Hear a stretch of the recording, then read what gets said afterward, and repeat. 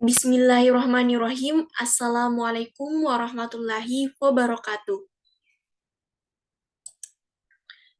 Perkenalkan, saya Nurul Asikin, nomor induk mahasiswa 21040450012 dari kelas BK 4B, Program Studi Bimbingan dan Konseling Universitas Negeri Makassar.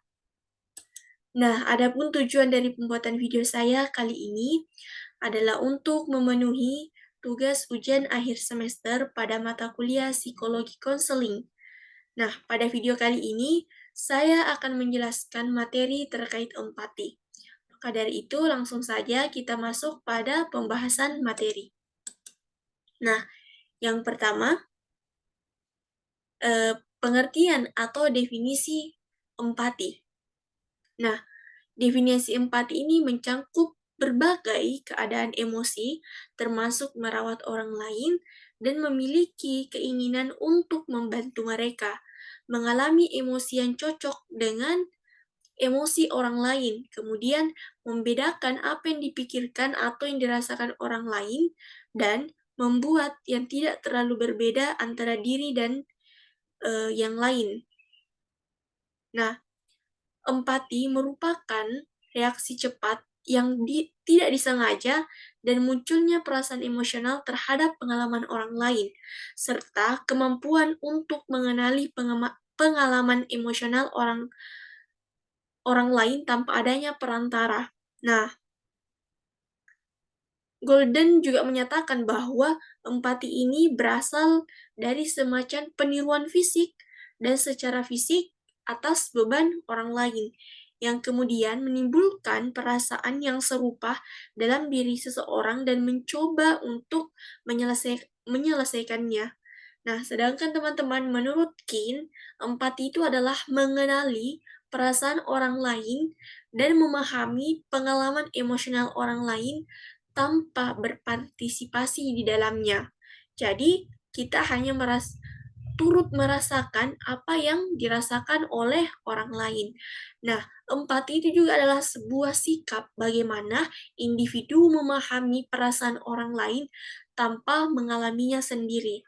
Nah, dari tadi beberapa penjelasan yang sudah saya jelaskan, bisa kita tarik kesimpulan bahwa empati itu adalah kemampuan individu secara emosional merasakan apa yang dirasakan orang lain, baik itu kesulitan atau masalah yang dialami oleh individu yang bersangkutan. Nah, itu tadi definisi dari empati. Kemudian melangkah pada materi yang kedua, yaitu komponen-komponen empati. Jadi, ada 3 komponen empati. Yang pertama adalah empati efektif. Nah, empati efektif juga disebut empati emosional, yang merupakan kapasitas untuk merespon dengan emosi yang sesuai dengan kondisi mental orang lain. Nah, kemampuan kita untuk berempati secara emosional itu didasarkan pada penularan emosi dipengaruhi oleh keadaan emosi atau rangsangan orang lain. Nah, empati efektif dapat dibagi lagi ke dalam skala berikut, seperti perhatian empatik, distres pribadi, dan distres pribadi. Kemudian yang kedua adalah empati kognitif. Nah, kapasitas untuk memahami atau kondisi mental perspektif maupun kondisi mental orang lain itu sering digunakan disebut dengan empati kognitif. Nah, ini sering digunakan secara sinonim, tetapi karena kurangnya penelitian yang membandingkan teori pikiran dengan jenis empati. Nah, empati kognitif ini dibagi lagi menjadi beberapa skala, teman-teman, yaitu pengambilan perspektif adalah kecenderungan untuk secara spontan mengadopsi perspektif psikologis orang lain. Kemudian yang kedua, fantasi, kecenderungan untuk mengidentifikasi diri dengan karakter fiksi. Dan yang ketiga, empati taktis atau strategis, penggunaan pengambilan perspektif secara sengaja untuk mencapai tujuan tertentu yang diinginkan. Nah, untuk komponen yang ketiga adalah somatik. Somatik adalah reaksi fisik, mungkin berdasarkan respon eh, neuron cermin dalam sistem saraf somatik. Nah, somatik mengacu pada tubuh secara khusus terpisah dari pikiran. Empati somatik ini berfokus pada respon fisik terhadap situasi tertentu yang memang sengaja bukan memang sengaja sih, ini memang terkait dengan orang lain. Nah, itu tadi 3 komponen empati. Selanjutnya kita melangkah pada materi yang ketiga, yaitu ciri-ciri empati. Nah, empati ini sangat menekankan pentingnya mengindra perasaan orang lain sebagai dasar untuk membangun hubungan sosial yang sehat diri kita dengan orang lain. Nah, keterbukaan emosi yang dialami seseorang akan mengarah kepada keinginan untuk meningkatkan kesejahteraan orang lain dan mengurangi ketidaknyamanan yang dialami oleh orang yang bersangkutan. Nah, terdapat 3 ciri kemampuan berempati yang harus dimiliki yang merupakan bagian dari kecerdasan emosional Goldman. Nah, diantaranya yang pertama, mampu menjadi pendengar. Artinya, individu mampu menjadi seseorang yang dapat memberikan waktunya untuk mendengarkan keluh kesah orang lain. Kemudian yang kedua adalah mampu mengerti dan mampu menerima sudut pandang orang lain. Maksudnya adalah setiap individu itu dapat memandang suatu permasalahan dari titik pandang orang lain sehingga akan menimbulkan toleransi dan mempunyai kemampuan dalam menerima segenap perbedaan. Jadi individu ini juga harus mampu uh, menghargai dan menerima, mendengarkan dengan baik sudut pandang dari sisi si individu itu. Nah, kemudian yang terakhir adalah mampu memahami dan reaktif terhadap perasaan orang lain. Maksudnya di sini, setiap individu dapat menganalisa serta paham akan perasaan orang lain, baik itu secara verbal maupun nonverbal, seperti menjaga intonasi saat berbicara agar tidak menyinggung perasaan yang sedang kita temani bercerita atau sharing, kemudian memperhatikan gesture dan bahasa tubuh orang lain. Nah, itu tadi ciri-ciri empati. Kemudian, bagaimana sih faktor-faktor yang mempengaruhi empati? Nah, mengenai faktor yang mempengaruhi seseorang dalam menerima maupun memberikan empati atau sikap empati, Hoffman mengemukakan bahwa ada 7 faktor yang mempengaruhi empati itu sendiri. Yang pertama adalah sosialisasi. Nah, sosialisasi dapat mempengaruhi empati melalui permainan-permainan yang memberikan peluang kepada individu untuk mengalami sejumlah emosi dan membantu untuk lebih berpikir dan memberikan perhatian kepada orang lain serta terhadap kebutuhan orang lain sehingga akan meningkatkan kemampuan empatinya. Kemudian yang kedua adalah mood dan feeling.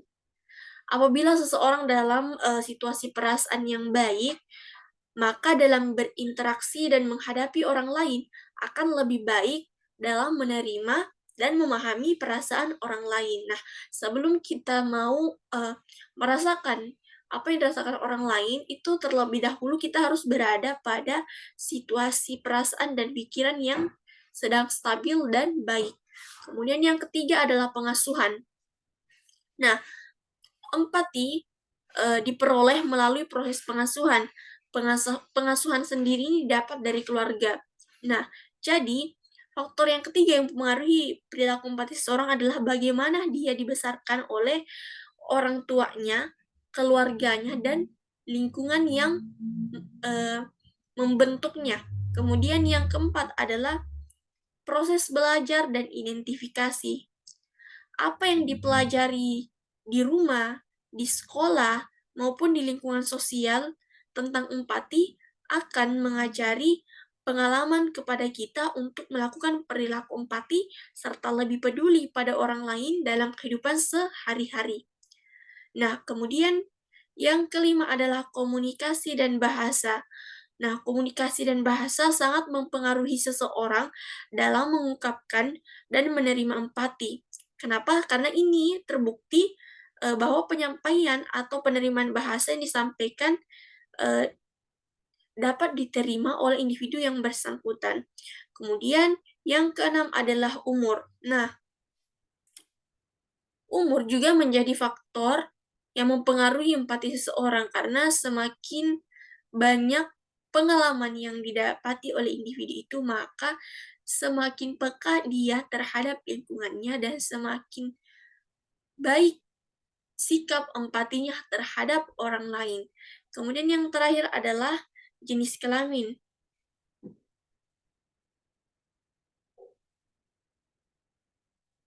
Akan sangat berbeda sikap empati yang diperlihatkan antara laki-laki dan perempuan, teman-teman. Karena memang dasarnya sifat wanita dan laki-laki itu sangatlah berbeda. Nah, kemudian materi yang terakhir adalah bagaimana sih cara untuk menumbuhkan sikap empati itu pada diri kita. Nah, yang pertama adalah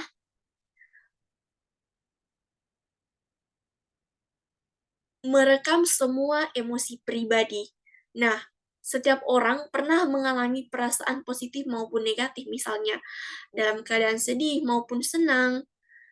Nah, pengalaman-pengalaman tersebut apabila kita catat atau rekam akan membantu kita mampu memahami perasaan yang sama ketika kita menemukan seseorang mengalami situasi yang sama, karena kita pernah mengalami situasi yang sama, dan ketika melihat orang lain mengalami hal tersebut, kita akan langsung empati kepada dia. Nah, kemudian yang kedua adalah memperhatikan lingkungan keluar.